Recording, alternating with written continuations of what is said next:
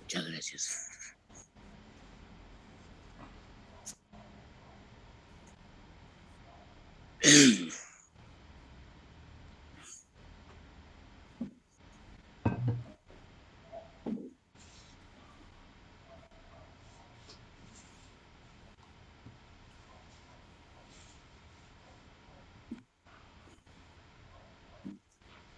¿Está bien? ¿Está en condiciones de iniciar?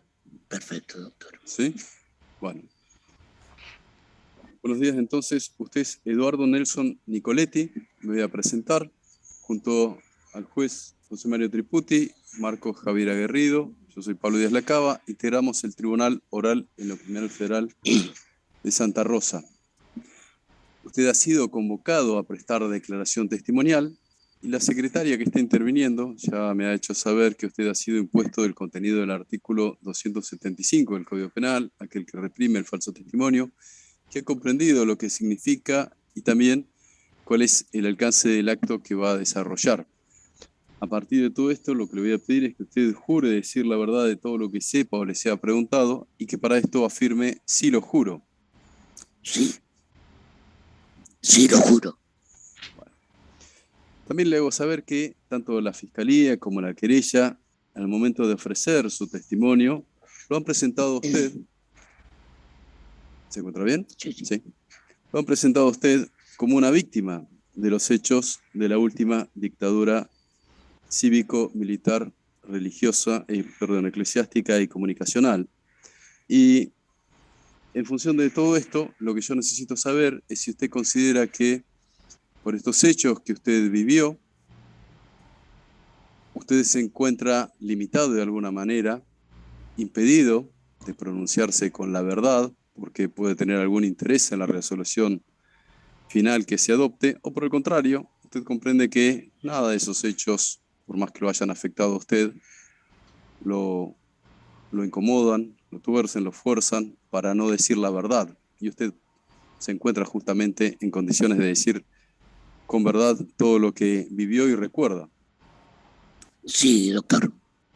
Bueno, siendo así, entonces le van a hacer preguntas ahora a las partes.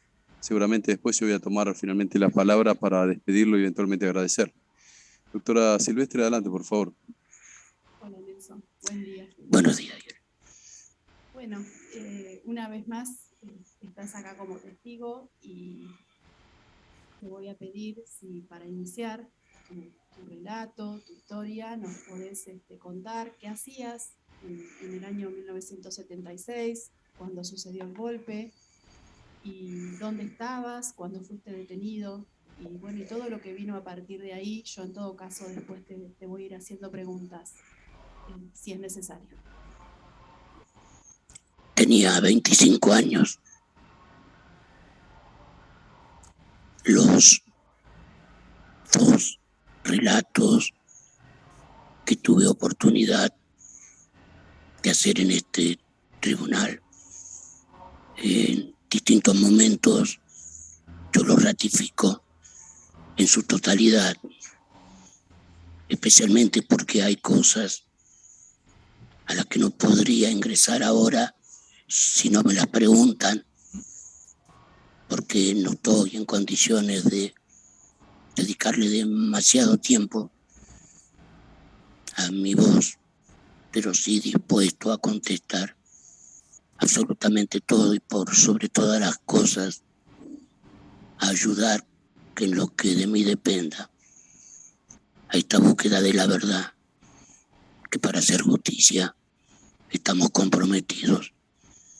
El 24 de marzo del 76 yo era director del diario La Capital de Santa Rosa, era presidente del directorio de la cooperativa de ese diario que habíamos comprado 1 año y medio antes y habíamos cooperativizado, y era secretario general del Sindicato de Prensa de La Pampa, además de ocuparme de la comunicación de esta universidad con el equipo de conducción que dirigía el rector Alfredo Domínguez, con Chunguita, Bragulá, Bocio.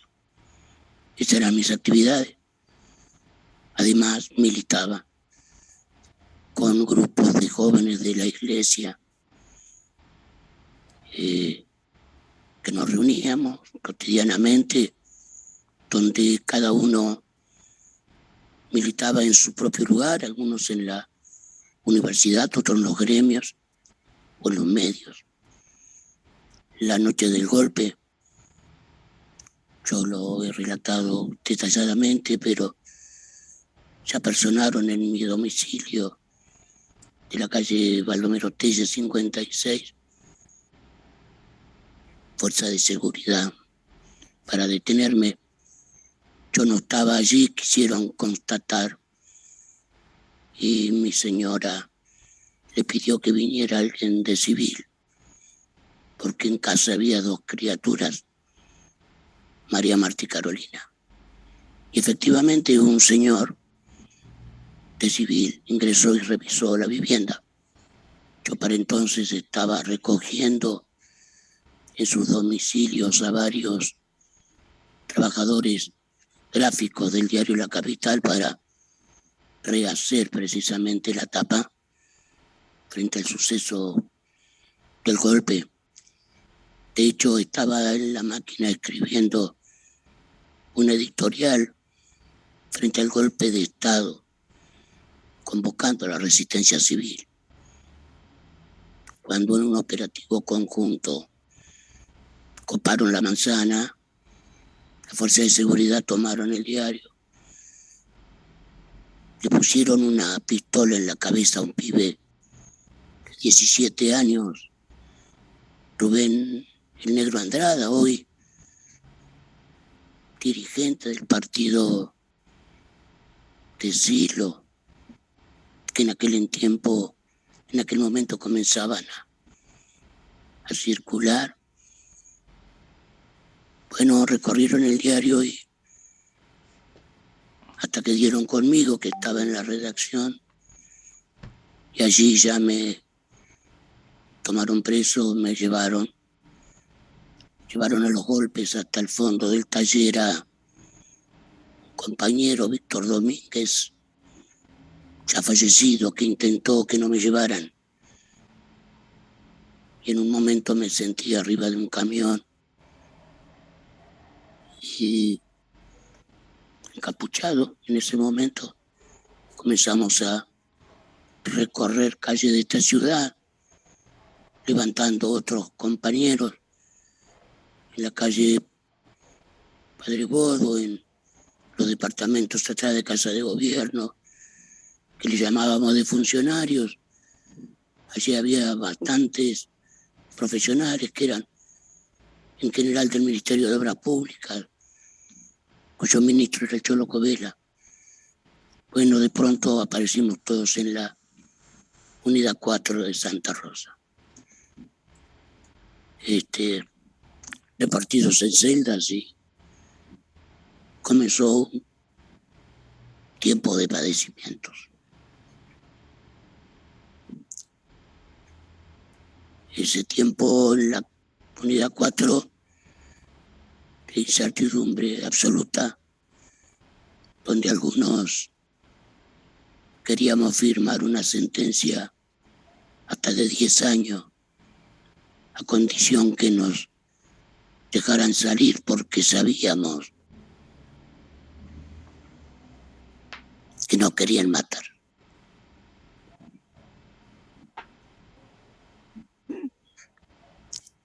Yo perdí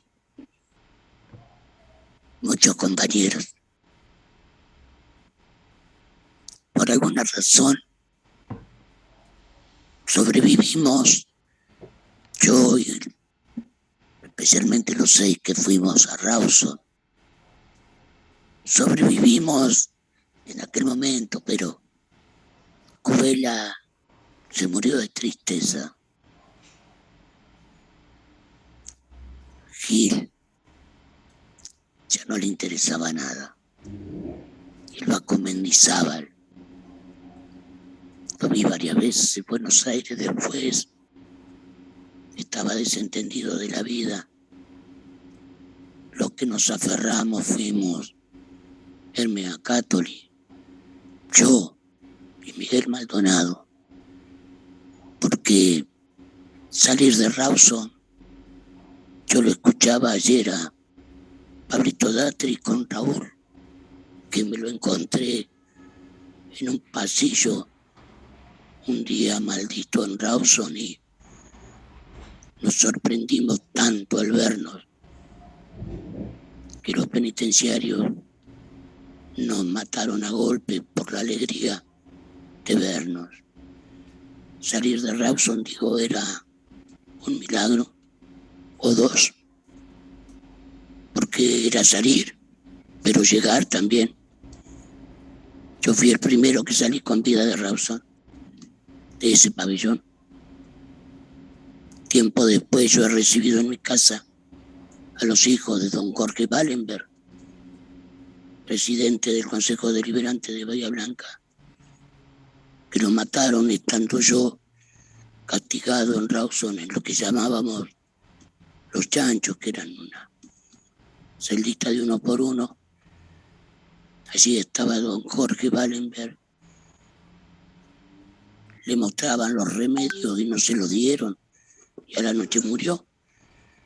Yo he atendido a sus hijos en mi casa para contarle las últimas horas de su padre.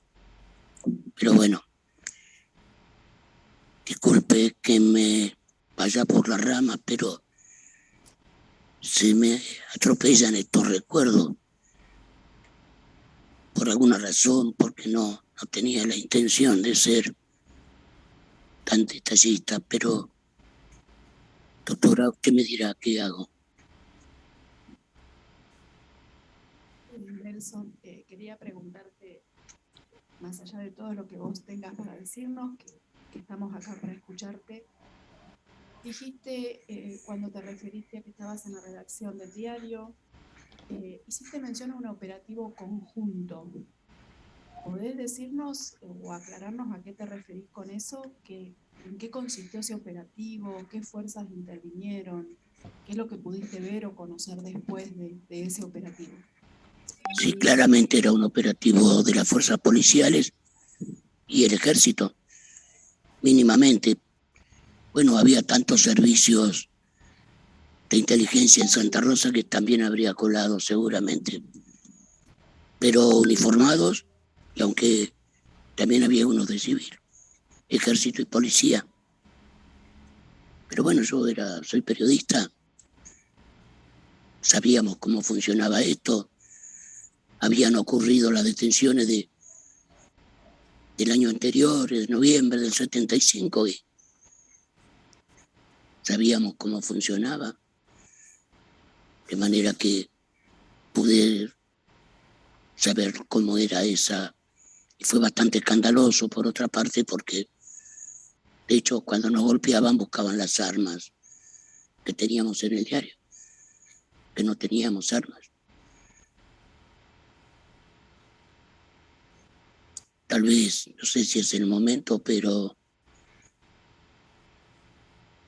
una de las preguntas más insistentes cuando me llevaron a un lugar en la calle Raúl B. Díaz para interrogarme era porque habíamos comprado el diario. En realidad me acusaban de que habíamos apretado a la empresa para que nos vendiera el diario. En realidad, la familia Gacia muy gustosamente nos vendió el diario. Tenían el patrocinio del doctor Menéndez, que creo que falleció, quien tuvo una carta, me envió una carta una vez para agradecer la manera en que habíamos gestionado esa compraventa, porque entre otras cosas nos habíamos hecho cargo de todos los aportes previsionales que la empresa nunca había aportado durante muchos años a lo que ahora es el ANSES. Estaban los interrogadores míos muy obsesionados con esa situación de la compra del diario. Yo tengo mi propia teoría al respecto. Había en Argentina 2 diarios cooperativos, uno en La Rioja y la capital de Santa Rosa. En el mismo día y a la misma hora,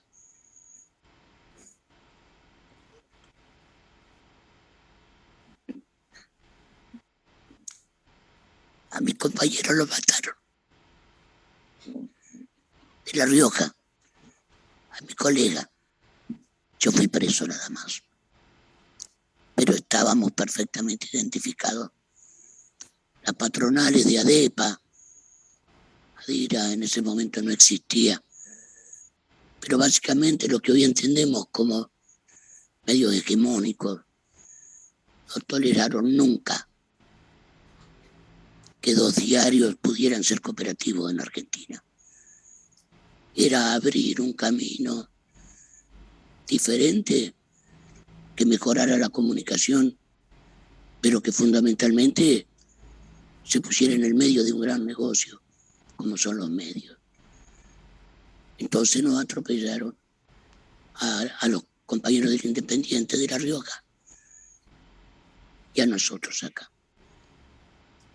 De hecho, a los 2 o 3 años, un poquito más, que yo ya estaba en libertad vigilada en Telén, los compañeros iban a verme del diario. Dice: Nelson, no hay manera de que podamos mantener la empresa como cooperativa. No nos venden papel, no nos dan un peso, nos persiguen, ni Casa de Gobierno nos compra el diario, a pesar de que había un concuñado del señor Baraldini. Su concuñado Feliciano Lozada, conspicuo agente de los servicios de inteligencia, que hizo mucho daño en esta provincia, no solo en el diario, sino también en la Universidad de La Pampa, en la Facultad de Agronomía, un servicio de tiempo completo.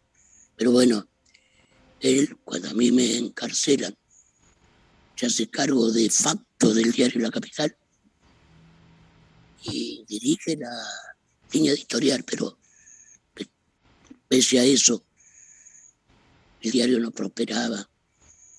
Entonces, los compañeros me decían: mirá, nos sugieren que hagamos una sociedad anónima. El Banco Pampa incluso nos daría un crédito. Digo, bueno, a confesión de parte, relevo de prueba, yo no hay más nada que pueda hacer más de lo que hemos hecho, y en la misma proporción que teníamos, que era igualitaria, las acciones de la cooperativa de trabajo, las transformamos en sociedad anónima. Y así accedimos a algunos créditos, ya que Clarín, con papel prensa, accediera a vendernos alguna bobina de papel. De todas maneras, ya con la democracia en ciernes, pudimos vender el diario a representantes del partido del Mofepa, del doctor Ismael Amí, quienes afrontaron esa campaña con el diario La Capital. Perdida esa elección, lo cerraron. No sé por dónde seguir, doctora. Bueno, vos ya algo nos has dicho de los tratos que recibiste. No sé si querés profundizar en eso. Si no, a mí me interesaba conocer en la unidad 4 hasta que fuiste trasladado a Rawson. ¿Cómo fue ese operativo de traslado? Si tuviste ocasión de ver si intervino servicio penitenciario, si alguna otra fuerza como el ejército o la policía también intervino. ¿Cómo fue esa situación de ese traslado a Rawson? Bueno, el penitenciaría, claro que intervino. Era, a pesar de que estábamos encapuchados, bastante fácil ubicarlo porque la jerga penitenciaria, sus vocablos, rápidamente identificaban incluso la provincia de la que eran origen. A mí, por ejemplo, estando ya esgrillado al piso del avión y esposado con Cholo Covela de un lado y el Beco Rodríguez del otro, se me abalanzó una persona que era evidentemente pequeña, pero correntina y muy mala. Y me dijo cómo nos ordenaron que nos identificáramos. Cuando yo dije Nelson Nicoletti, este correntinito se me vino con que yo le había matado el hermano. Y así me llevó hasta Rawson 4 o 5 horas a golpes. Ese traslado fue también con fuerzas combinadas, como trabajaban siempre, de la policía y del ejército. Nos llevaron al aeropuerto y con una circunstancia conocida que, si no fuera que la sufrimos a golpes, hubiera sido graciosa, porque equivocaron al llevar a toda la familia del Beco Rodríguez. A nosotros nos significó un par de horas más de golpes, pero también desnudó la increíble ineficacia, ineptitud y torpeza, la misma que las fuerzas de seguridad demostraron y representó la muerte de mucha gente de manera innecesaria. Y como no quiero decir nada sobre lo que no pueda dar un ejemplo, en Rawson cayó un chico de Córdoba. Cuando le preguntamos por qué estaba, nos dijo: yo con mi carrito de heladero que vendía en la calle, pasé por un lugar, había mucho lío, se llevaron personas en un camión y el ejército me cargó a mí también y al carro de heladero. A ese muchacho lo mataron en Rawson. No hacía falta. Entonces a la perversidad también había que agregarle ineptitud. Y yo en ese sentido creo que le doy 50 y 50, porque se puede ser todo lo perverso que se quiera, pero matar gente porque sí, yo no lo entiendo ni siquiera en los represores que anduvieron por Argentina haciendo tanto daño. Me parece que hay una combinación nefasta. Y tengo otro ejemplo.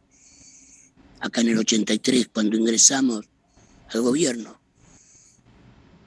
entramos a la patada a una oficina que era de la CIDE, donde todavía existían las famosas fichas, que eran fichas de cartón. Y me acuerdo que estaba la ficha de Juanjo Pico, compañero peronista, con la foto de otra persona. Nos preguntábamos si están deteniendo o matando con esta eficacia administrativa. Efectivamente era así. Bueno, eso para tratar de graficar lo que he dicho, porque después de 40 y pico de años yo me he ocupado de averiguar y de estudiar todo lo que nos pasó y de encontrar respuestas, porque yo creo que hicimos muchas cosas mal también nosotros. Y digo nosotros refiriéndome a quienes comprometimos nuestra vida para cambiar una realidad que nos dolía por un mundo mejor, tal vez influenciado por el Mayo francés, por el Cordobazo, bueno, por el Che a los tiros en Bolivia, por lo que fuera, por los curas del tercer mundo que comenzaban a caminar, que era por donde yo venía. Pero nos reuníamos todas estas gentes y nos denunciaban, que también fue mi caso, una posición filo subversiva, que fue el cargo que a mí me hicieron, del que nunca me dijeron, pero después me enteré. Me enteré en los interrogatorios posteriores a la detención, a la que también estuve sometido, en la calle Quintana, con un tal sargento, bueno, para su felicidad, no me acuerdo el nombre, pero donde seguían interrogándonos, a mí por lo menos. Entonces digo, nuestra posición política, en algunos casos de militancia religiosa, pero nos juntábamos todos estos grupos. Y de alguna manera fuimos esa ola grande de gente.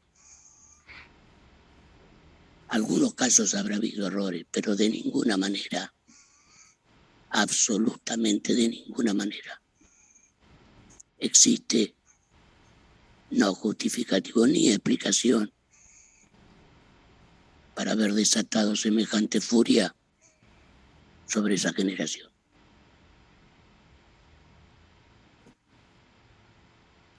Nelson, vos mencionaste que primero fueron a tu casa en la calle Baldomero Telles, que estaba tu mujer con María Marta y Carolina. ¿Cómo fue para tu mujer que te llevaran? ¿Cómo vivió ella eso? ¿Cómo sobrevivió? No sé si trabajaba o no. ¿Qué ayuda recibió? Mi mujer fue una militante, aunque ya no lo sepa. Criar primero esas 2 chicas y después 3 hijos más en medio de la incertidumbre económica y política en la que vivimos, solo se hace con una coraza muy fuerte y una gran fortaleza espiritual, fundamentalmente. Marta quedó con un trabajito que sobrevivía con la ayuda de mis suegros. Mi mamá no podía en verdad hacer mucho. Mis hermanos estaban desparramados por el país. Mi hermano cura, que era quien por ahí visitaba más a las nenas, era párroco en Villa Valeria, en Córdoba. Por ahí se hacía una escapada un viernes a la noche. Algún otro hermano aquí que por ahí ayudaba con algún dinero, pero básicamente fue su instinto de supervivencia lo que hizo posible que, estando yo preso, llevara adelante la familia. Y llevara adelante la familia con una premisa que nos impusimos sin decírnoslo el primer día, sin odio, sin rencores y con alegría. Nadie, menos estos tipos, nos podían quitar la alegría de vivir y de ser felices. Primero por esa criatura. Sin embargo, mi madre un día nos dice, esa tristeza en los ojos de Carolina, yo la descubrí cuando te llevaron preso. Los padres por ahí no queremos ver mucho eso, pero por ahí los abuelos. Sea cierto o no, mis hijos sufrieron mucho. Pablo, Javier, a quien le íbamos a poner Fidel, me trajo tantos problemas tanta golpiza me llevó a haber dicho en el diario dónde estaba Feliciano Lozada. Y al primer hijo varón iba a poner Fidel. Que rápidamente me inventaron viaje a Cuba y qué sé yo. Por supuesto que no le puse Fidel, pusimos Pablo. Pero tuvo mucho tiempo, tal vez hasta hace poco, grave problema de identidad. Yo he querido negar eso porque me parecía que, pero bueno, tengo que aceptar y admitir que en casa todos los chicos sufrieron mucho. Y he escuchado aquí mismo tantos relatos, son tan iguales, tan parecidos todos, aunque tengamos herramientas diferentes para afrontarlas, pero las familias fueron muy afectadas. Quedó verdaderamente una sociedad deshilachada, desconfiada. ¿Quiénes eran los alcahuetes? ¿Dónde estaban los tipos de la comunidad informativa? Pero si hace poco me acabo de enterar, un amigo mío, ahora fallecido, un servicio, su hijo hace poco me dice que estaba preso, yo le daba una mano. Digo, ¿cómo sobreviviste? Bueno, y se murió papá y de Puerto Belgrano seguía llegando un sobre a casa. Omar Dominici, amigo mío, del diario La Reforma, su hijo Diego, me contó esto hará 1 año y medio. En esa sociedad vivíamos, pero era tan absurdo. ¿A quién cree usted,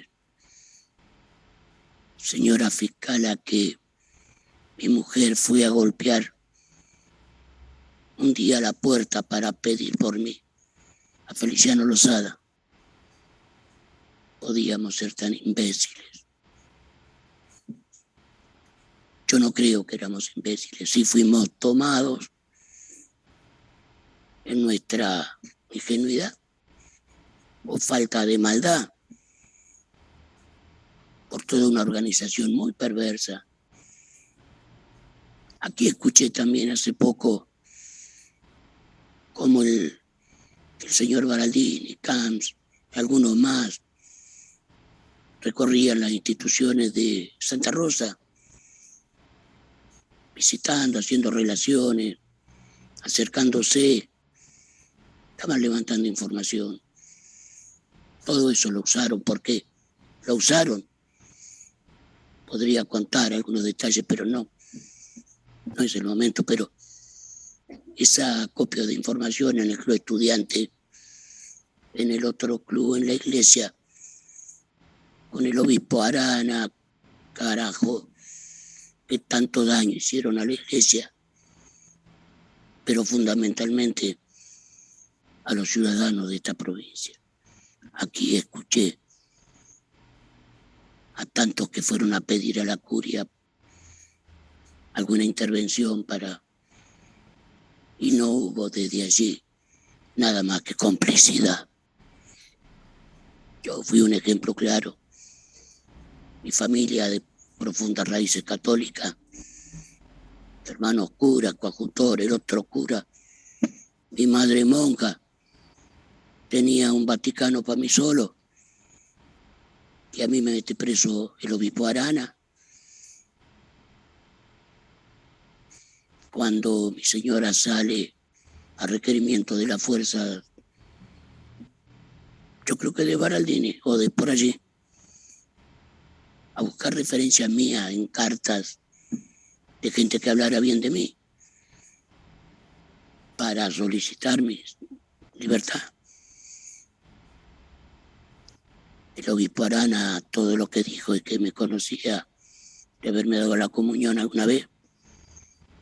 El cura Celso Bala, misionero monte adentro, que tenía una visión de la justicia, por supuesto, muy particular. le pedí y además era capellán del ejército, le pedí a Canso, a quien correspondiera, que él se hacía cargo de mí, que me iba a encarrilar, pero que yo no iba a dar más problemas a las Fuerzas Armadas. Cuando el señor presidente calificaba este golpe del 76 con tanta precisión, yo me negué mucho tiempo a denominarlo eclesiástico. Pero bueno, así fue, con todo el dolor de quienes no creíamos en eso. Pero la fuerza de los hechos fue determinando que así sea. Como también empresario, con el dueño del azúcar, Blaquier, o con la nueva provincia prestando sus camionetas para detener gente, empresarios, la iglesia, los medios, tantos sectores que contribuyeron a la ejecución de ese terrorismo de Estado que constituyó una verdadera tragedia para nuestro país.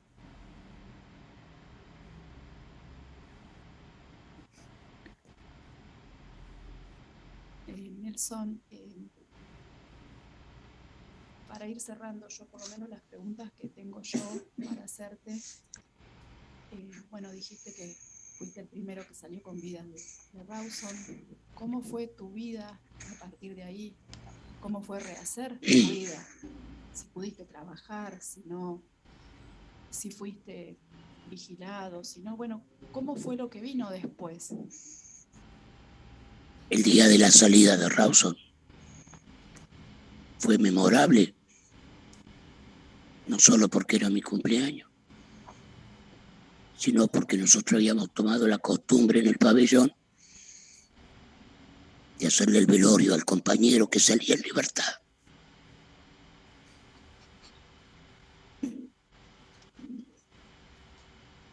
Porque jamás llegaron a sus casas. Sencillamente firmaban la libertad ahí en la penitenciaria Rawson y los muchachos no querían volver a sus casas.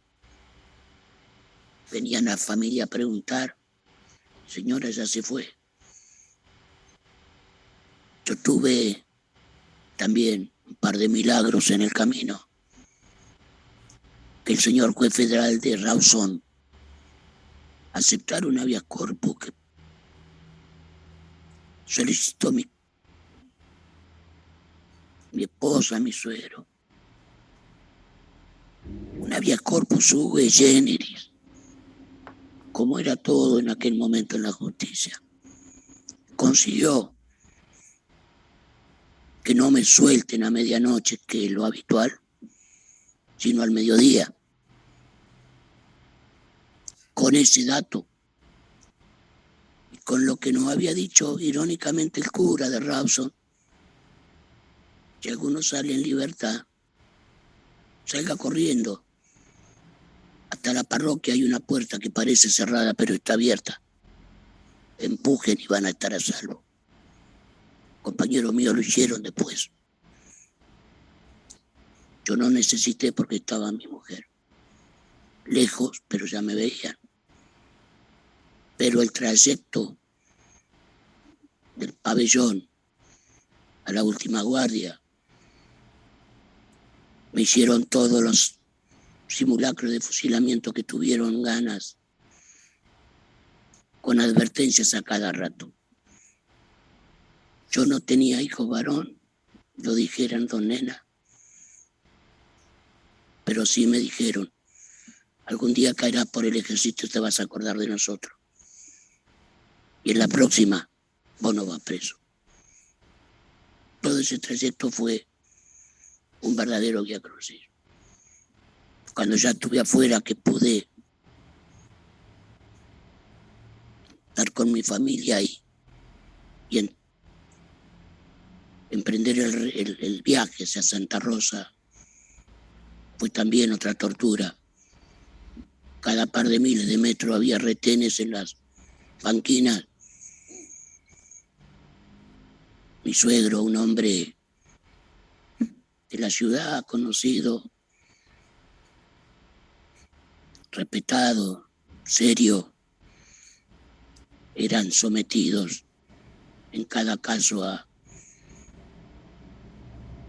requisas. Fue una tortura llegar a Santa Rosa con la ciudad, con la ruta infestada de retenes. Rawson era una ciudad tomada en una verdadera guerra. Bueno, ese fue el 16 de noviembre de ese año. Y allí hubo un par de episodios, no sabíamos qué hacer. Con mi señora nos fuimos a un lugarcito, como decir, atrás de aquí, 7, 8 kilómetros, en una casita media precaria, en un campito de un pariente, a quedarnos allí hasta que el general Iriar me hace saber, diciéndome con un soldado si yo era idiota, estúpido o qué hacía en esta ciudad, que no me iba. No queremos subversivos en Santa Rosa caminando por las calles. Y efectivamente yo fui el primero que caí por acá, sin irme. Los otros compañeros se fueron por la opción para salir del país o huyendo, como mi hermano del Forsombra, tantos otros. Pero bueno, yo me quedé. Y estas cosas que uno hace tal vez a los 26 años, recién cumplido. Digo, yo sigo sin tener nada que esconder, o estoy libre o me mete preso. No era fortaleza, era una irresponsabilidad absoluta esto. Una osadía que creo que me la perdonaron. Y me dijeron, no se va de la ciudad o acá. Entonces yo le propuse que me fuera a España. Yo le propuse arreglar con el que mandara mi situación y me mandaron a Campo de Mayo. Allá caí un día donde había una caterva de coroneles, capitancitos, que algunos venían del Tucumán. Cuando me vieron que me presentaron un subversivo en libertad, bueno, sufrí allí todo tipo de agresión. Pero me di cuenta lo que verdaderamente nos odiaban y el desquicio en el que estaba montado todos estos operativos de represión. Y allí le digo al señor, al coronel, digo, yo no me quiero ir de La Pampa. Yo me quiero ir con mi mamá a Telén. Pues, aquí que me dijo, bueno, se va a Libertad Vigilada a Telén. No pisa Santa Rosa, lejos del diario. No me acuerdo de qué otro lugar. Y así hicimos ese traslado compulsivo a Telén y luego a Victorica, desde donde mirábamos lo que sucedía y donde la libertad vigilada me la controlaba el sargento Senfeld, un tío mío, que le golpeaba la puerta a Marta para decirle acuéstense, así me voy a dormir. Esos fueron los tiempos muy difíciles también, porque mi señora trabajaba en esta universidad. Un par de veces por semana yo la traía 160 kilómetros a las 8 de la noche, 160 a la 1 de la mañana, donde en una mesita un par de policías ahí en Winifreda nos interrogaban de dónde venimos y a dónde van y qué llevan. Iban las dos nenas acostadas en el asiento de atrás. fue posible mantener eso porque teníamos que vivir solo un tiempo, hasta que con todo el dolor del alma, Marta renunció a la universidad. Allí en mis hermanos, mi suegro, me compraron lo que era un botiquín, la farmacia del lugar, en donde yo intenté sobrevivir. Esos años fueron muy difíciles porque no dejaba de tener una mirada sobre el diario La Capital. Los compañeros de alguna manera me hacían saber que iba mal, hasta lo que les conté recién, que acordábamos venderlo. Ya para el tiempo de Malvinas yo me incorporé al diario.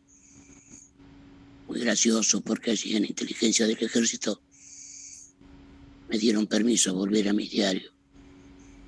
Por supuesto que teníamos en el edicto una línea editorial absolutamente fronteriza para no acarrearnos más problemas, para mantener la fuente de trabajo, para ser más o menos leales con los lectores. Pero nunca mentí tanto en mi vida con ese diario, en la guerra de Malvinas, donde nos mandaban los comunicados el comando de las Fuerzas Armadas, informando el desarrollo de una guerra que en nada se pareció a la verdad. Qué manera de mentir con ese diario y con todos los diarios del país. Bajábamos aviones ingleses, no se imagina cuántos, y barcos, y nuestros chicos que estaban tan felices y contentos. Por Dios, qué daño a la sociedad, y ahí fuimos instrumentos de ellos. Nosotros con nuestro diarito, pero toda la prensa del país. Nunca van a pagar por eso, digo yo. Pero bueno, llegamos a las elecciones finalmente y el peronismo tuvo un desempeño desastroso.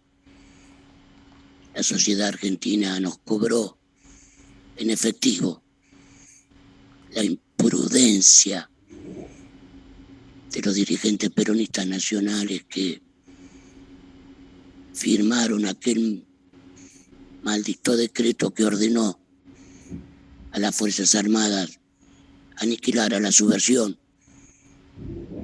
Fue como quitarle las cadenas a los perros para que salieran a la casa de los que consideraran subversivos.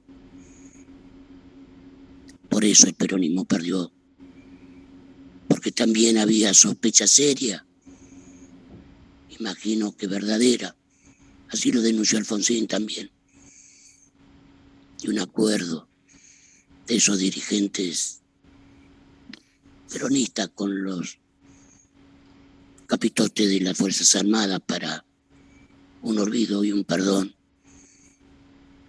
Y yo me voy a permitir ahora, fiscal, poner en contexto aquel gobierno peronista de La Pampa del 83, que siendo Marín quien asumió, también peronista, determinó por un decreto la investigación de los derechos humanos en la provincia. En el contexto de soledad absoluta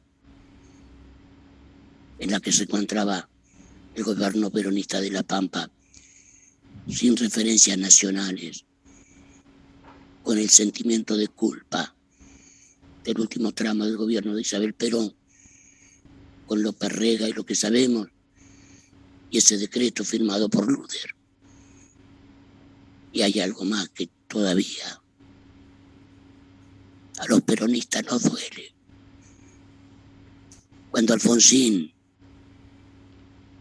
crea la CONADEP, ese grupo de personas que hizo ese trabajo tremendo, increíble y nunca suficientemente agradecido por la Argentina. El peronismo no participó de la CONADEP. El Partido Justicialista no mandó representantes.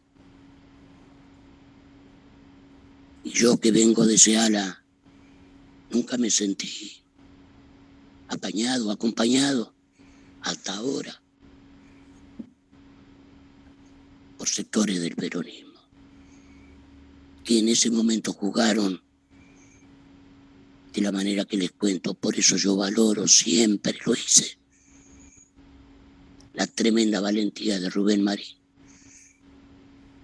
cuando a cuerpo argentino, de su propia convicción, llevó adelante esas medidas de investigación. Qué ironía, le mandábamos oficio para que contestaran que había pasado con tal o cual cosa a los mismos oficiales del ejército que la habían cometido,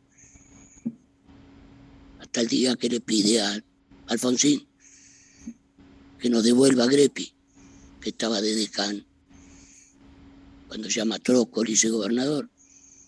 ¿Usted está hablando de la decán? Sí, es un represor en La Pampa.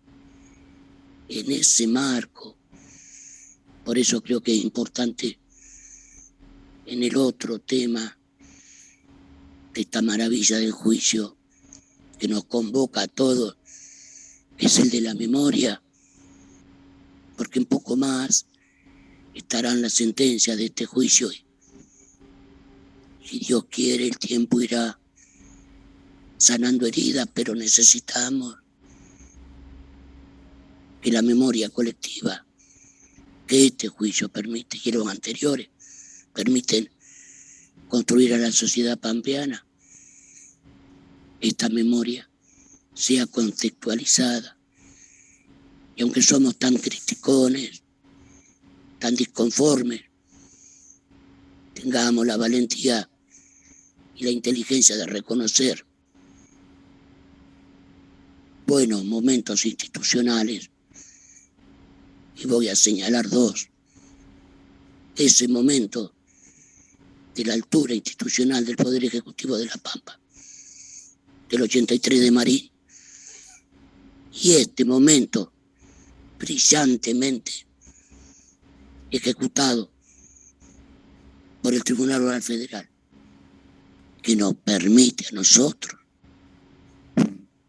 estar en un tribunal, que nos escuchen y hasta que se haga justicia posible, porque debemos ser honestos también, no estamos llegando al fondo del hueso, pero lo que se ha hecho es infinitamente más de lo que muchos jamás soñamos.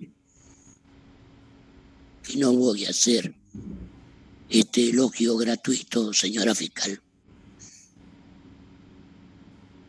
Yo he pasado mi último tiempo desempeñándome como parlamentario del Parlasur y me da asco y vergüenza actitudes de alguna justicia. Es inconcebible que tengan secuestrada, cautiva y presa a Milagro Sala, cuando la Comisión Interamericana de Derechos Humanos ha reiterado hasta el cansancio que pongan un poco de criterio, de racionalidad, de humanidad. 6 años más de 6 años presa, por una campe, por una llamada telefónica a una comisaría. Absolutamente ridículo. Si la declararan culpable de todo algún día, le sobra cárcel para prestar a Milagro, mi compañera parlamentaria. Pero también por estos días, con la captura recomendada de una jueza argentina, al popularmente conocido colega mío parlamentario, Pepín Rodríguez Simón, abogado de Mauricio Macri, integrante de su banda judicial también, prófugo en Uruguay, con orden de captura, buscado por la Interpol, con cédula roja, nadie lo encuentra. Se sienta al lado mío, fiscal, todos los meses. El 8 de noviembre vamos a estar otra vez en plenario. No lo encuentra. Y por último también, aquella justicia que metió preso a José López cuando revolvió los famosos bolsos con 5,5 millones de dólares. Bolsos que tenían una sola manija, la manija del coimero. Pero el que pagó la coima, ¿dónde está? ¿Quiénes son? ¿A quién se le caen 5,5 millones de dólares y no lo reclama? Cuando investigaron y llegaron a alguna conclusión, se terminó la investigación, o habrá volado otro bolso con millones de dólares. Entonces yo quiero, con este dolor mío por estos actos de injusticia que yo achaco, con mis colegas del Parlasur, reivindicar este tribunal. Por eso lo hago tan enfático, porque veo eso otro. Pero hay más todavía, fiscal. Hace unos años, en un acuerdo con el gobierno de La Pampa, yo llevé copia de todos los registros terográficos, los videos, los audios, el juicio anterior a la Comisión de Ciudadanía y Derechos Humanos del Mercosur, allí en Montevideo. Me recibieron las parlamentarias Julia Perier y Cecilia Brito, hoy jefa de la delegación argentina. Hicimos un acto donde dejé en depósito y resguardo todo este material,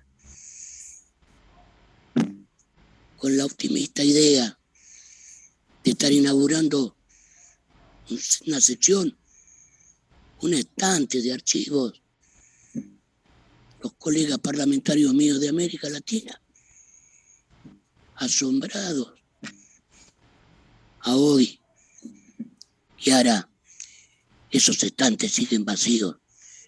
No hay un país de América Latina que pueda exhibir este nivel de justicia. No lo hay.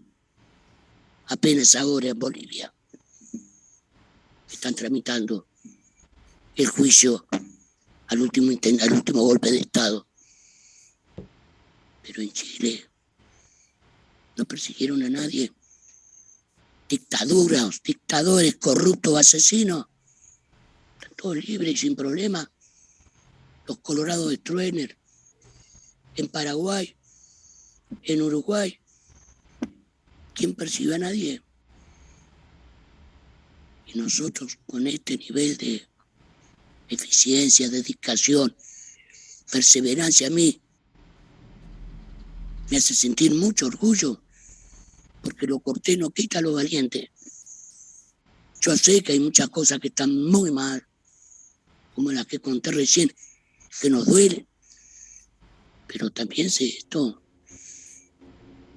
Y como he tenido esta oportunidad de, por lo del Parlasur, de verlo con mis propios ojos, de charlarlo con gente de los otros países, colegas nuestros, digamos, sentir esa envidia. Sí, qué increíble ustedes en Argentina, pero acá en La Pampa. Por eso yo reivindico todo esto después de 10 años. Y me hace sentir tan bien. Entonces yo quería decir, discúlpeme la largura, pero 2 momentos de altura institucional en Argentina, acá en La Pampa. Aquella del 83, del Ejecutivo de Marín, y esta de la justicia. Y tal vez si puedo darme 2 minutos más, ¿por qué hace esta cuestión de la memoria? Yo le decía recién, un día más, un día menos terminamos. Lo que no va a terminar es la necesidad de decirle a nuestros hijos y a nuestros nietos qué fue lo que pasó en La Pampa con la tragedia del 76. Entonces, en esta construcción de esta memoria, yo quiero compartirle una experiencia vivida por mí hace poco tiempo, pero me parece que es ilustrativa de la voluntad mancomunada de los pampeanos por esta construcción. Suena el teléfono fijo en mi casa un día, que si no era una encuestadora, era Edgar Morisoli. No conocía a nadie que llamara al fijo en casa. Atiendo a Edgar. Y como era Edgar de particular, él pasaba su mensaje y colgaba. Dice: Nelson, ahí acabo de dedicarte el poema ¿Dónde estás, Pedro Sur? Porque vos vas a saber qué hacer y por qué tengamos la estrategia de la memoria, porque ellos tienen la estrategia del olvido. Y me colgó. Unos días después, en la presentación del libro para los días que vendrán, Edgar lee ese poema y comienzo a entender. Comienzo a entender cuál era el mandato de Morisoli. Cuando me lo dedica, pone a Nelson Nicoletti, que compartió con Pedro Sur los duros días de Rawson. Porque Pedro Sur era un chacarero del Valle de Río Negro, poeta, amigo de Edgar y de Margarita, que tenía un hermano también, Carlos Christensen, su nombre. Fue secuestrado y torturado y terminó conmigo en Rawson. Y en el Tribunal Oral Federal de Neuquén, en la causa de la escuelita, le comentan a Edgar que el hermano de Carlos Christensen, que fue llamado a declarar, leyó 2 poemas. Y el tribunal los tomó como prueba en el juicio de lesa humanidad de Neuquén. Entonces, cuando Edgar me participa con esa dedicatoria y yo leo algunos versos, creo entender que era exactamente lo que Edgar pretendía. Permítame, señor presidente. ¿Dónde está Pedro Sur? Tu canto tiene el vuelo del albatros, la dimensión exacta de sus alas abiertas. Hoy tus pares te honran, te saludan los viejos compañeros de lucha. Pero a mí me interesan los que vienen, los que vendrán. Los jóvenes no saben de tu vida ni de tu poesía. Es preciso hablar de Carlos Christensen, a los nuevos Romeros del ideal, a las nuevas conciencias que se asoman al mundo, porque a veces da miedo ver crecer el olvido, su negra escoba impía, barriendo trayectorias, obras y conductas. Este miedo de Edgar Morisoli, que ya lo sentía por esa negra escoba impía que borra trayectorias. Yo lo sentí ayer cuando Pablito Datri hablaba de su papá. No vamos a permitir que borren las trayectorias.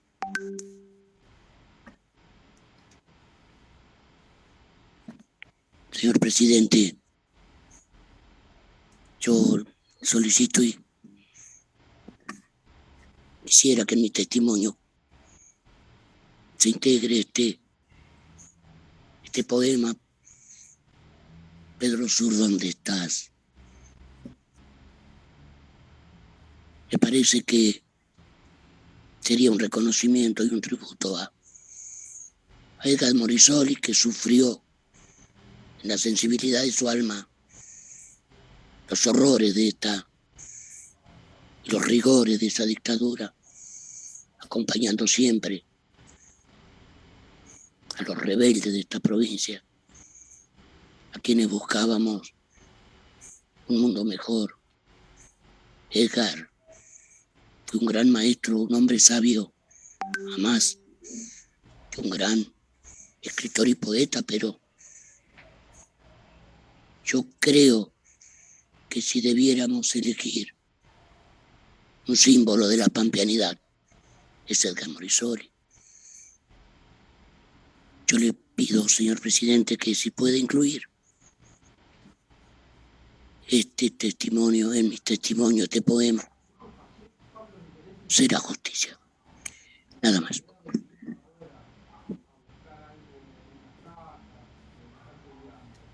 Nelson,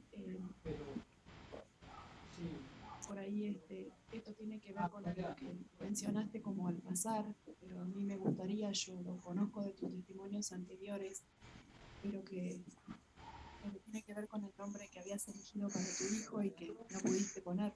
¿Por qué le ibas a poner Fidel? Bueno, me parece que es demostrativo de un poco de todo esto que estás relatando, de la inoperancia, de la impericia, y por qué te asociaron a Cuba a partir de ese nombre. yo creo, señora fiscala, que el aporte que hizo la comunidad informativa en La Pampa fue muy grande. En mis propias investigaciones sobre la increíble cantidad de presos que tuvimos, que no tiene ninguna relación con la población. Hubo una incidencia que fueron los alcahuetes de los servicios. Todos tenían que hacer mérito. Bueno, en la carrera militar. Y ahí se creaban necesariamente una especie de carpetas absolutamente mentirosas, las que hablaban de mí. Por ejemplo, con esos viajes a Cuba que nunca hice. Pero ¿dónde se generaba esa información? En ámbitos posibles, donde se compartía con gente de uno. El lugar del trabajo, el lugar de la familia. En el lugar del trabajo, este señor Feliciano Lozada, que era pariente de Baraldín, evidentemente tomó que yo efectivamente había dicho que si tuviera un hijo varón le ponía Fidel, pero lo que nunca dijeron, que mi papá se llamaba Fidel. Mi hermano cura se llamaba Fidel. Pero como la malicia era la que engendraba estas presuntas informaciones, se le quería dar otra connotación, naturalmente. Que claro, para aquellos tiempos, bueno, ser castrista o Fidel o ir a Cuba era un serio compromiso con la subversión, por lo menos la interpretación de las Fuerzas Armadas. Así que fue muy irónico, muy ridículo, pero por sobre todo nos hizo mucho daño, porque no terminábamos de saber la hondura de nuestra falta de libertad. capitulando para atrás con amigos como el Pinky Pumilla, pensábamos, pero ¿cómo hemos sido tan torpes de mantener charlas con oficiales del ejército? Nos estaban sondeando, pero no para una utilización correcta de la información, porque lo nuestro era público y notorio, sino para una tergiversación provechosa para su autor, como esta que digo.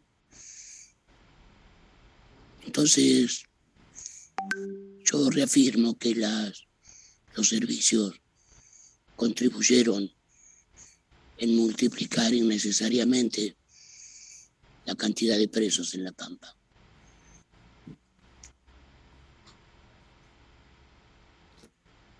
Les voy a ceder la palabra a Federico, que quiere hacerte una pregunta.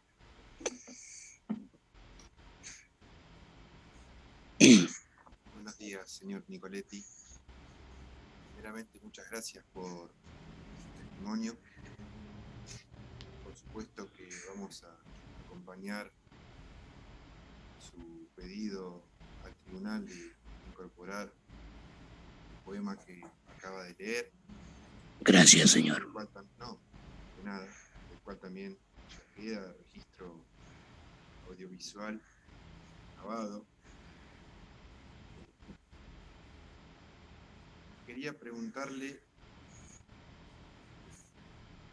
atención también a la importancia de este registro, al cual también usted viene haciendo referencia, algunas cuestiones puntuales aquí de nuestra ciudad, pero también comenzar con yo sé que este pedido que le hago no es gratuito para usted, pero si bien los que transitamos los 40 y tantos tenemos conocimiento aproximado de todo lo que usted hace una referencia, de lo que le ha tocado padecer en Rawson, también para otras generaciones más jóvenes, quería pedir si nos puede contar lo que usted pueda, cómo era el régimen cotidiano, día a día, de las condiciones en que tormentos de Rawson. Rawson era una cárcel de máxima seguridad en que estaban alojados guerrilleros que hacía un tiempo habían matado a 22 allí en el año 72. Una cárcel de pésima fama. Y a los guerrilleros había que tratarlos como guerrilleros. El problema es que nosotros no éramos guerrilleros, con lo cual corríamos con seria desventaja. Pero ese régimen penitenciario de alta modernidad, diría yo, porque ya habían estado en Argentina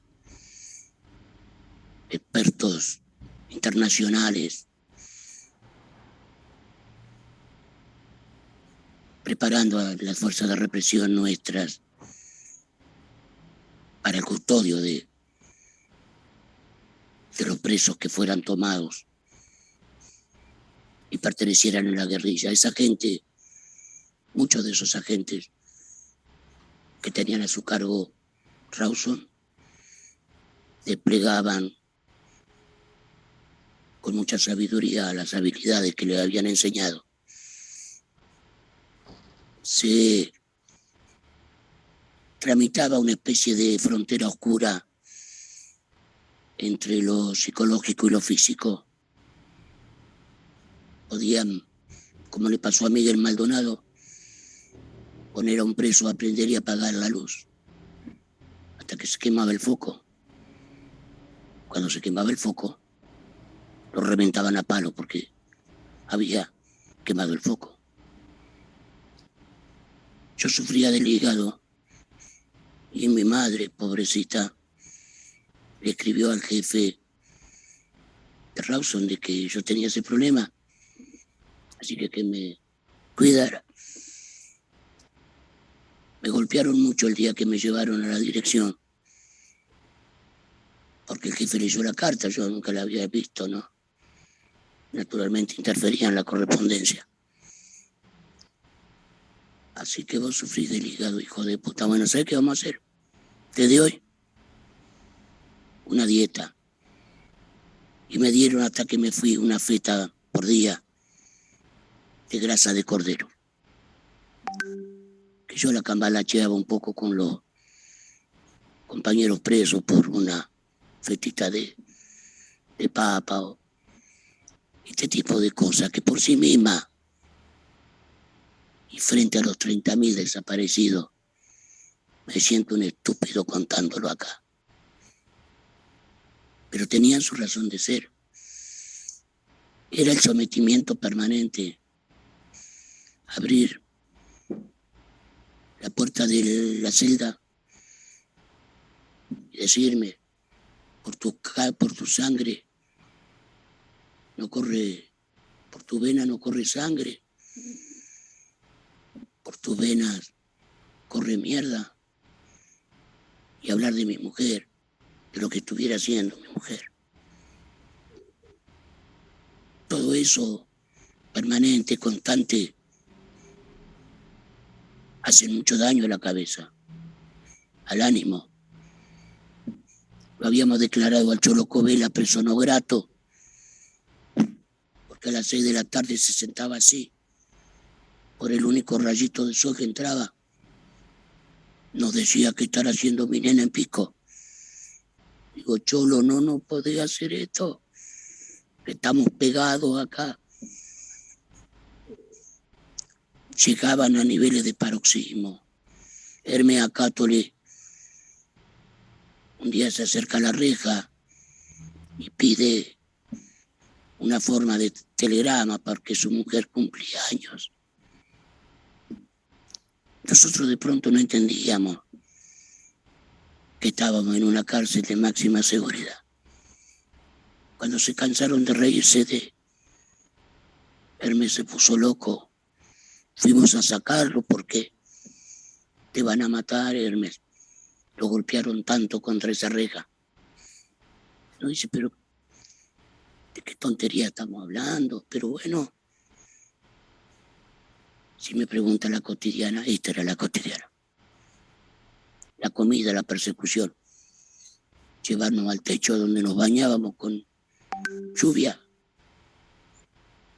con agua helada de Rawson y el viento. Cerrar y abrir la canilla. Ahora,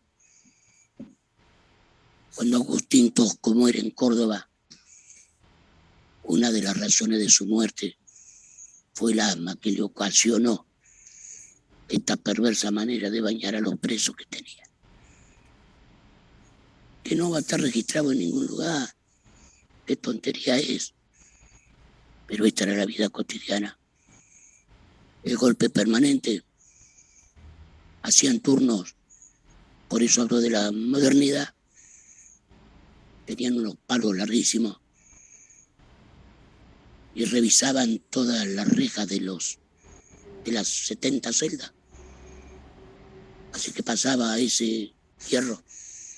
Taca, taca, taca, taca, taca. Ida y vuelta. Todo el día y toda la noche. ¿Quién iba a dormir? Además, permanente asedio. No sé hoy, pero tenía el pabellón, un caminito, una reja por donde los controlaban los guardias con la estaca apuntando para abajo. Todo el tiempo. Los malos entendidos eran constantes. ¿Qué me dijiste? Nada, señor. Vos me dijiste, hijo de puta. Suficiente. Entonces, sí, era muy dura. También sabíamos por qué lo hacían. no dejar que el preso piense cómo puede escaparse, pero también que el preso sepa que su vida está en manos de ese señor, en un sometimiento esclavo infinito, permanente y doloroso. Lo cotidiano de Rawson ha sido absolutamente denigrante, señor. Muchas gracias. Ahora le voy a preguntar aquí en Santa Rosa, cuando en un pasaje de su testimonio hace referencia a esa agencia de la CIDE, a la que fue ya en el año 83,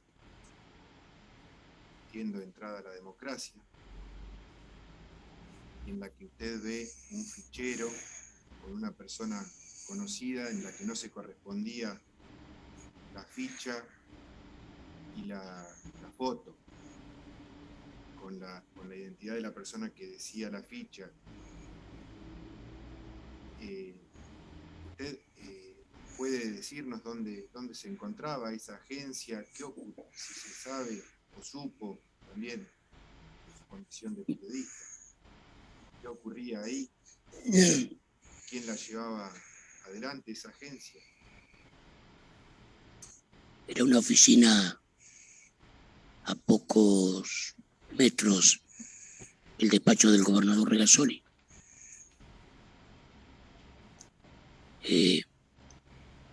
Nosotros la destruimos con el doctor Tierno cuando entramos en ese momento del 83. Tal vez de manera imprudente, pero bueno. Fue lo que hicimos. Rompimos los papeles, no quedó nada. Era nuestro objeto de odio. Nuestra vida dependía de esos cartoncitos. Cualquiera de las personas de mi edad saben lo que significaba tener una cruz o 3. No era lo mismo. ¿Quién se encargaba de eso? El Servicio de Inteligencia del Estado, que no sé si existe, pero que en el 83 sí tenía una oficinita.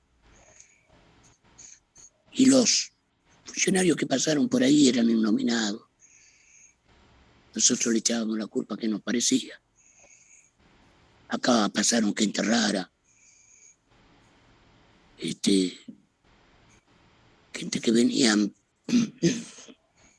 ocasionalmente. Aquí nombró el ingeniero Bocio a un personaje del que me hizo acordar, que también hizo mucho daño. Un tal McMister. Me cayó de Buenos Aires al juzgado.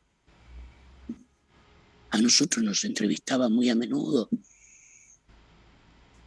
Se hacía el interesado en que no sé qué, pero vinieron a cumplir tareas específicas. De control, de levantamiento de información, de formación de agentes, que después desaparecieron con el golpe. Así de sencillo. Y el Servicio de Inteligencia del Estado siempre fue nuestro karma, nuestra cruz. Antes de la invasión tecnológica que modificó sustancialmente las herramientas del seguimiento. Bueno, y todo esto de perseguir a personas, infiltrarse en sus teléfonos, en su vida. Antes era ese cartoncito. No sé tampoco si fue importante, no sé qué harían, pero para nosotros fue una descarga grande romper todo esa venga, ese gobierno.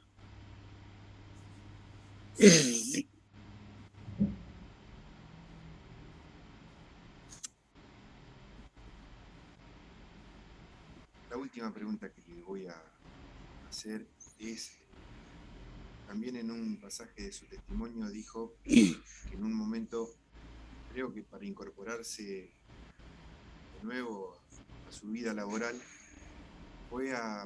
y profesional, fue a pedir permiso a inteligencia del ejército.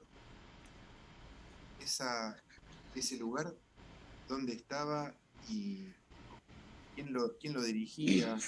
O si recuerda con quién se entrevistó, quién lo dirigía.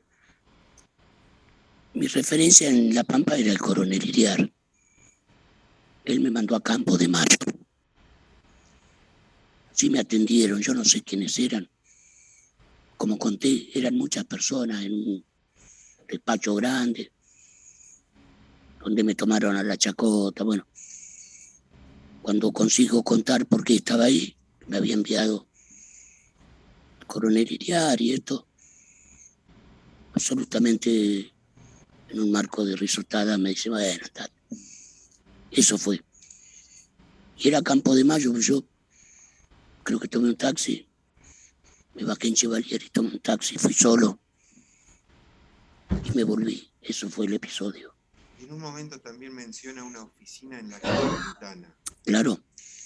¿Qué funcionaba ahí? ¿Quién lo dirigía? Allí funcionaba, estoy hablando después que el ejército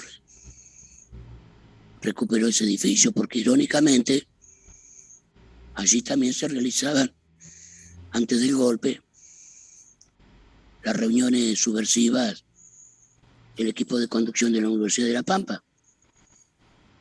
Me recuerdo que había una estufa muy bonita, no sé si estará.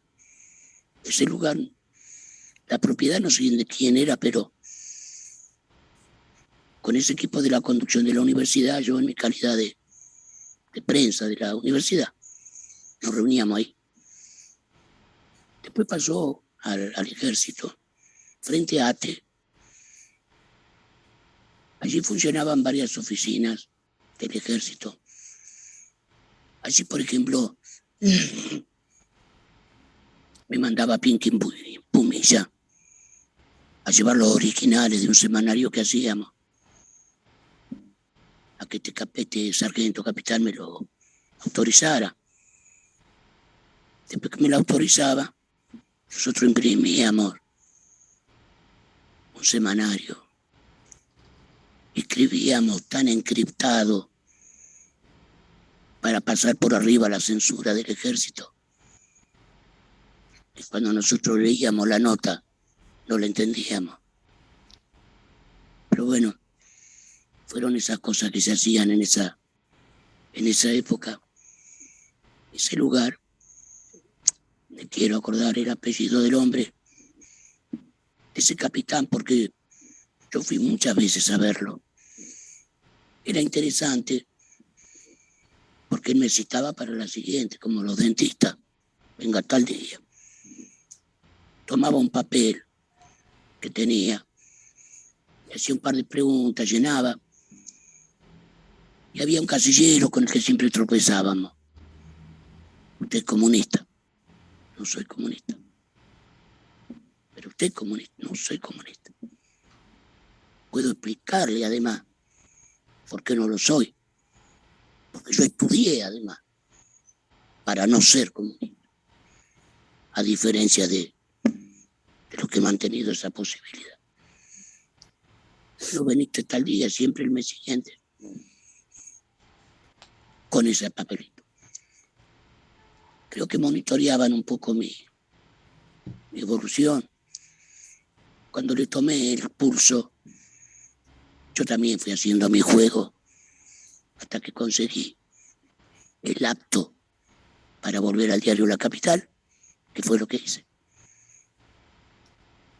En ese lugar estaba la oficina de inteligencia. Oficina de inteligencia del CIE, del ejército. Muchísimas gracias por su testimonio, señor Nicoletti. Por favor. Va a hacer preguntas la querella. Bueno, buenos días, señor Nicoletti. Yo soy Ivana, abogada de las querellas. primero le voy a decir si quiere que descansemos un ratito o si está en condiciones de continuar. No, perfectamente, doctora. Bueno, yo lo voy a llevar un poco al inicio. Usted mencionó en el momento en que lo detienen, en este operativo, usted mencionó algo como que ya sabía cómo funcionaba esto por lo que había pasado con las detenciones del 75. Algo así me mencionó. Yo lo que le voy a preguntar es, usted como periodista, ¿qué percibía en la forma en que se abordaban esos acontecimientos? Perdón, no le entendí la pregunta. Le reitero.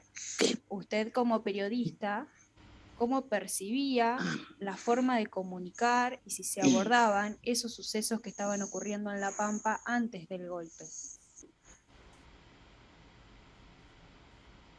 ¿Cómo percibía?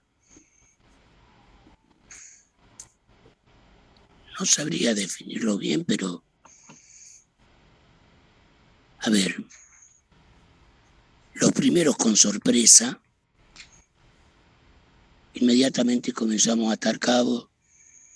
Si detuvieron a los médicos, van a detener a fulano. Y de alguna manera fuimos creando nuestro marco de situación frente a las detenciones. Pero sinceramente no entiendo bien la pregunta. El operativo ya estaba articulado por el ejército, por el señor Baraldini, que tenía bajo su mando las operaciones de la policía también. Percibíamos, y esa es la palabra que me define, que estábamos frente a un episodio que se presentía grave. Todavía estábamos iba a decir en democracia. Estábamos con un gobierno que había sido elegido,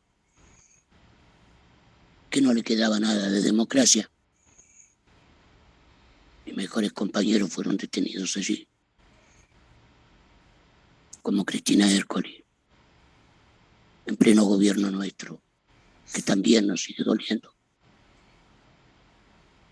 Pero ya estaban en vigencia esos acuerdos, incluido el pronunciamiento de la legislatura que le daba jurisdicción a las Fuerzas Armadas a manejar la situación. No sabría qué otro detalle señalarle, doctora. Bien, la pregunta por ahí va orientada a su conocimiento como periodista.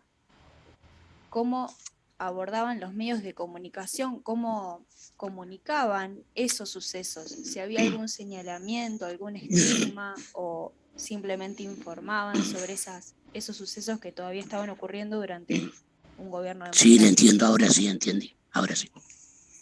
Bueno, realmente la primera reacción fue una gran desorientación, un espanto porque no podíamos creerlo. Porque ya en ese momento las Fuerzas Armadas aplicaron todo el rigor, indisimuladamente, aunque hubiera todavía el gobierno elegido.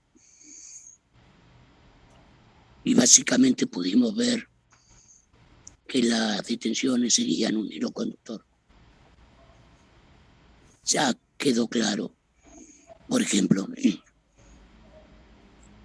Colegio Médico de La Pampa denunció públicamente el excelente plan de salud del gobierno justicialista de ese momento, con médicos recién venidos a nuestra provincia para trabajar y para implementar este plan que por primera vez ponía el centro de la atención en la salud de la gente y en la prevención. Fue ferozmente atacado por el Colegio Médico. No fue casual que el doctor Tankov, Kiko Tálvora, otros médicos tuvieran que padecer lo que padecieron. Esas eran lo que el señor presidente describía al comienzo, esas incidencias mortificaron aún más a esta sociedad por sectores impensados que no debieran. Otros médicos, como el doctor Raúl Roca, el mismo doctor Aguad, que no pudieron trabajar con el SEMPRE porque el colegio médico los había vetado. Esa persecución a lugares muy precisos de La Pampa. Médicos, Raúl Datri, periodista. Sí percibíamos que algo muy grande y muy grave se avecinaba, doctora.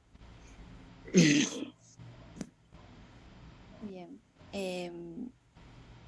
No sé si mencionó cuánto tiempo aproximadamente estuvo usted privado de su libertad. Bueno, yo fui detenido en el 24 de marzo, salí de Rawson en el 16 de noviembre, permanecí en libertad vigilada hasta el 79, por así. Que también no fue un día que me dijeron, desde hoy no está más preso. Invadieron la Malvinas. Y todo quedó en otra situación. Perdón, invadieron. Quiero decir, ocurrió aquel suceso de Malvinas. Bien. ¿Y usted cuándo vuelve a trabajar como periodista en este? Y en el 79. Bien. Y la pregunta va a ser más o menos parecida a la primera. ¿Cómo percibe ya en el 79 si se comunicaban las cosas que estaban pasando? Mencionó esto de Malvinas y la distorsión que había, pero también ya con la recuperación de la democracia, la pregunta es cómo los medios abordaban, si abordaban o no, lo que había ocurrido, o si nadie hablaba del tema, o si se comunicaba de otra manera. ¿Qué percibía usted como periodista?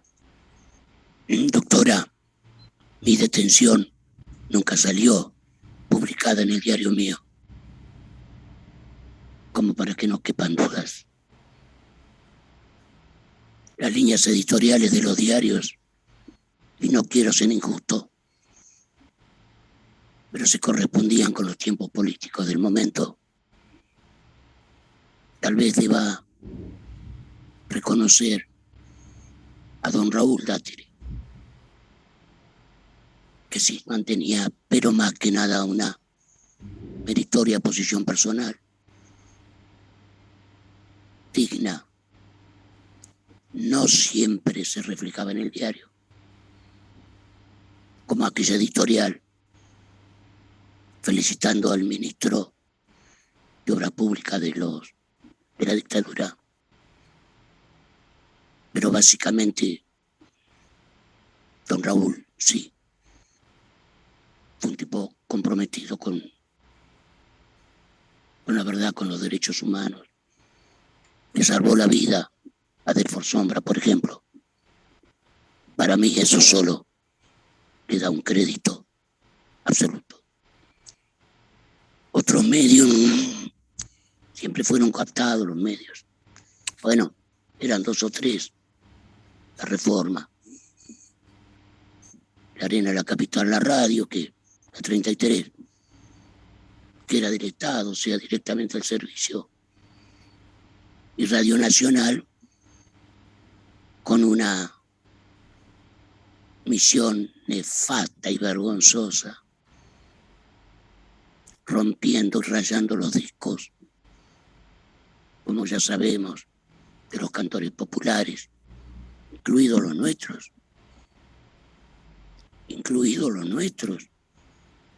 Giacomucci, Lalo Molina, los hermanos Santa Juliana, la Negrita Alvarado, Delfor Sombra,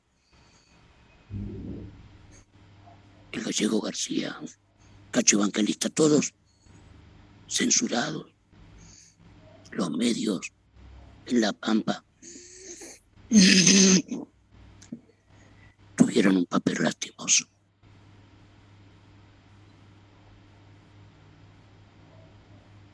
No sé si alcanzo a responder, doctora. Sí, le agradezco sus respuestas y todo el testimonio que nos ha brindado hoy. De mi parte yo no tengo más preguntas. Bueno, muchas gracias a la querella también. Le pregunto entonces a las defensas. Doctor Armaño, ¿alguna pregunta que formular? No, señor juez, ninguna pregunta. Muchas gracias, doctor Mercado. No, señor presidente, gracias. Muchas gracias, doctor Corigliano. Gracias, señor presidente. Buen día, señor Nicoletti. Usted describió el operativo de su detención como un operativo conjunto entre la policía y el ejército. ¿Usted pudo saber qué personal del ejército participó en el mismo? No le conozco los nombres, naturalmente. Sí estaba de la policía, por Fioruzzi, por ejemplo. Pero distingo perfectamente los uniformes. Y los hombres del ejército estaban allí. Además, porque fue bastante fantasioso el operativo. Por los techos, por todos lados. Bueno, suponían que teníamos hermanos. Gracias, señor. No tengo más preguntas, señor presidente. Bueno, muchas gracias, doctor Corigliano. Señor Nicoletti, antes de despedirlo, quería pedirle por favor una aclaración con relación a alguna referencia que usted hizo durante las respuestas que estaba brindando. Entiendo que fue al inicio y entiendo que fue a preguntas de la Fiscalía. Usted hizo referencia que en el momento en que irrumpen en el lugar editorial del diario donde usted se encontraba, ingresó una comisión y le puso un arma o apuntó a Rubén Andrada. Lo que yo quería saber, usted hizo referencia a un chico de 17 años y quería saber si ese Rubén Andrada es Alejandro Rubén Andrada o se trata de otra persona, y especialmente por el tema de la edad. Tal vez usted recuerde que tenía 17 años, pero podría ser otra edad, un poco mayor, pero quiero saber si es esa misma persona. Sí, señor presidente. Pero si tenía algún año más nada más, porque Alejandro era un muchacho que lo acabábamos de tomar, porque había tenido problemas con su militancia con Silo, pero además me acuerdo, porque cuando le ponen la pistola en la cabeza, él dice, Nicoletti, aquel. Yo le digo, gracias, amigo. Pero era muy jovencito Alejandro. Está bien, no tenemos precisada la fecha de nacimiento, así que no se preocupe, nosotros lo tenemos. Nació en el 55, el señor Andrada. Parecía seguramente más joven. Le hago saber, entonces, entiendo que las partes no tienen más preguntas que formularle. Por supuesto, más allá del pedido del Ministerio Público Fiscal, integramos su testimonio con la documentación que usted ha acompañado. La vamos a digitalizar y ponerla a disposición de las partes, más allá de acompañarla como prueba documental para todas las actuaciones que aquí tenemos. Y por último, hacerle saber, por supuesto, en nombre de los tres, aunque no he consultado con los colegas, que nosotros no les permitimos a usted ni a ningún testigo que concurran a declarar, sino que es nuestra obligación como jueces de la nación escuchar a aquellas personas que han sido ofrecidas por las partes, y este es nuestro trabajo. Así que si usted, le pregunto entonces, si usted considera que hay algo más que deba agregar a lo que ya ha dicho antes de que lo despida y le agradezca. Señor presidente, solo reiterar mi reconocimiento a este trabajo tan extraordinario que se ha realizado aquí en La Pampa, que permite rescatar del olvido y de las malas interpretaciones un pedazo muy importante de nuestra vida provincial, como fue aquella tragedia. Yo pongo mucho énfasis en esto, porque nunca creí que pudiéramos algún día poder contar nuestras penurias, poder pedir justicia. Por eso mi compromiso con que la memoria que este juicio permite sea una herramienta útil a los chicos que vendrán y a las nuevas generaciones. Solo mi agradecimiento, señor presidente. Señor Nicoletti, muchas gracias por su testimonio. Se ha concluido el mismo. Que tenga muy buen día. Ahora retiramos la documental. Gracias, señor. Gracias. Le pregunto a las partes. Con el señor Nicoletti hemos agotado la prueba testimonial para el día de la fecha. Entiendo que no existe ninguna otra cuestión. ¿No? Bueno, siendo así, entonces vamos a pasar a un cuarto intermedio hasta la próxima jornada. Que tengan muy buen día a todos. Hasta luego. Buenos días, hasta luego. Buenos días.